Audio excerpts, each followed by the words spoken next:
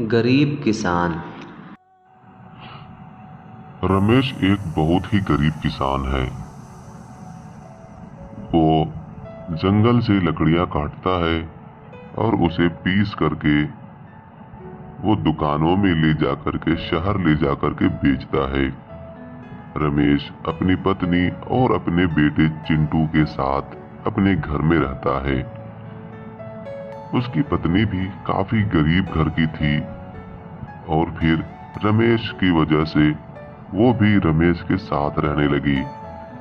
रमेश लकड़ियां काटता और दिन में दूसरे का ट्रैक्टर लेकर के वो गैस सिलेंडर लोगों के घर पहुंचाता। उससे कुछ बहुत पैसा हो जाता, उसी से अपना जिंदगी गुजारता था। अगले सुबह रमेश अपने बेटे से, अरे बेटा, तुम स्कूल क्यों नहीं गए? मुझे पता है कि मैं तुम्हें स्कूल फीस नहीं दे पा रहा हूँ, लेकिन फिक्र मत करो, मैं तुम्हें एक दिन बहुत अमीर इंसान बनाऊंगा। तुम बिल्कुल चिंता मत करो।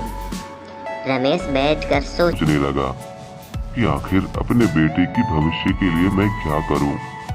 मैं कैसे करूं जो इसका भविष्य ठीक हो जाए और ये अपनी जिंदगी अच्छे से गुजारने लगे। अगली सुबह रमेश, अरे सुनो, मैं जंगल की तरफ जा रहा हूँ लकड़ियाँ काटने। तुम चिंटू को खाना खिला के उसे स्कूल भेज देना। हो सकता है मुझे आने में देरी हो जाए। तुम बिल्कुल फिक्र मत करना और चिंटू को ध्यान में रखना। रमेश वहां से कुल्हाड़ी लेकर के जंगल की तरफ जाने लगता है। रमेश एक काफी मेहनती किसान था, इसलिए वो काम से बिल्कुल नहीं घबराता। रमेश जंगल जाता है और वहां लकड़ियां काटने लगता है। कुछ ही देर में रमेश एक लकड़ी काटता है और उसे घर लेकर के चला जाता है। रमेश बहुत गरीब था, इसलिए वो ये काम करने लगता है। अगले दिन रमेश फिर वो जंगल चला जाता है और सोचता है, अरे भाई, अब कौन सा पेड़ काटूं? कहीं ऐसा ना हो कि मैं पेड़ काटता चला जाऊं और जंगल खत्म हो जाए। चलो आगे चलकर देखता हूँ। रमेश लकड़ियां काट रहा होता है अपने रोजाना की तरह। तभी उसे एक आवाज सुनाई देती है, अरे सुनो किसान भाई।